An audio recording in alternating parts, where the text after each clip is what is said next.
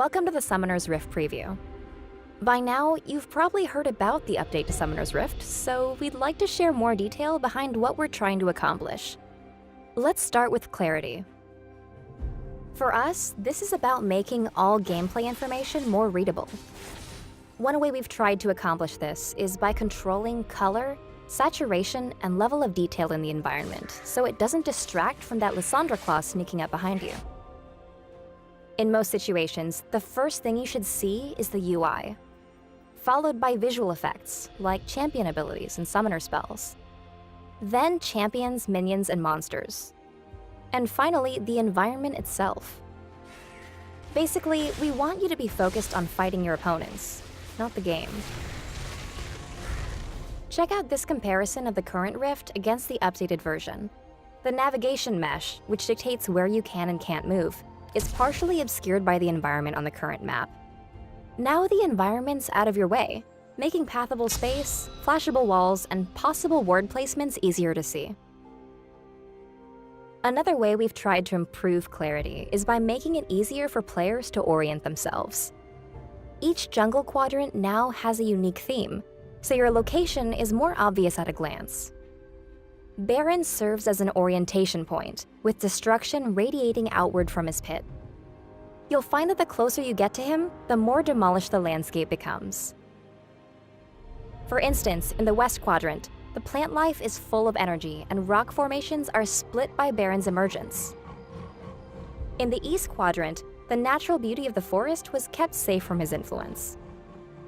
Even though both are home to blue buff, they're visually different enough to let you know exactly where you are. We want Summoner's Rift to be the place we play together for years to come. For this update, we've chosen a handcrafted art style that we think will grow and evolve over time, just like the rest of the game. Thematically, jungle monsters feel much more at home on the Rift, and better communicate their power levels. The red buff, the Brambleback, roars a warning at everyone who walks by, looking ready to pump out damage. Compare him with the Krugs. These monsters' cloistered defensive stance implies their damage-soaking, tanky style. Each jungle camp sports a bit more personality as well. The Merkwolves emerge from their cave, ready for the hunt, and the Gromp is just adjusting to his new weight class. The two bases are just as distinctive. They share similar architecture, but their differences come from animal inspirations. Red base features an owl motif and curvilinear shapes, whereas the blue base is inspired by a stag theme and blockier shapes. In the middle of the map, the two sigils meet, and you can see a side-by-side view of their differences. Red minions wield axes, continuing their curvy shape language, and blue minions carry on their more square traditions, swinging warhammers. These different weapons and armor combine with brighter color saturation to help readability. For Dragon and Baron, we added an element of ceremony, elevating their status beyond that of the jungle monsters. Take a look at Dragon. Menacing and imposing, he's very protective of his territory.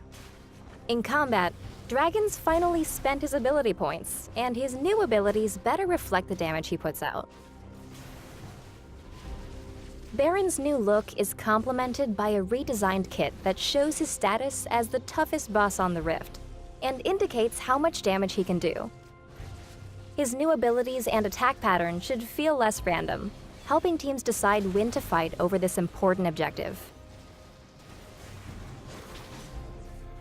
Please keep in mind that nothing's 100% complete yet, and that there are still months of effort ahead. On PBE, we'll be listening while we make tweaks, squash bugs, and improve performance. By the time the update launches, you can expect near identical performance on your machine. Along the way, check in at the Summoner's Rift Hub, where you can share in the evolution of the map. There, the conversation will continue, with dev blogs, Q&As, and patch notes that detail the latest changes. Thanks for tuning in.